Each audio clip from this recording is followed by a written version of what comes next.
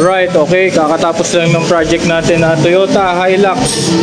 So 2017 na model 4x4, kinonvert natin siya ng GR. So ayan, yung buong harap nito nagpalit tayo ng GR kits. So yung headlights nya bago na rin to, yung fog lights, yung grill, and buong mga bumper mismo. Ayan. Nagkabit tayo ng white fender for Hilux GR. Ito yon. Tapos nilagyan natin ng BFG na KO2, saka wheel spacer na 35mm para medyo nakalabas yung bumper, since stock pa yung mugs nito dahil next month pa i-upgrade ni boss yung mugs nya.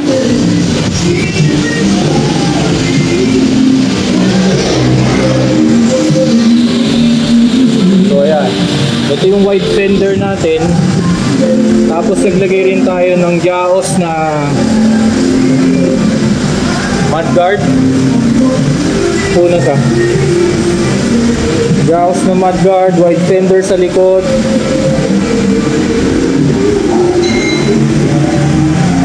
Ayan. Tapos itong GR na taillight natin. Kung mapapansin nyo, iba yung kulay. Nabangga kasi itong likod na to. So, pour painting pa yung likod. Saka maglalagay pa tayo ng bumper dyan para makumpleto na. Inuna lang nila boss yung kits natin.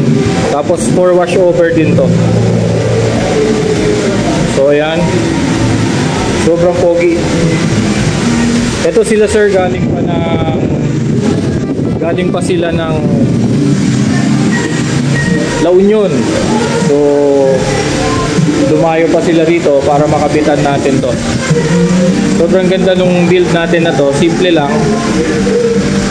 Ayan. Tapos naka Ironman na suspension, 2-inch lift.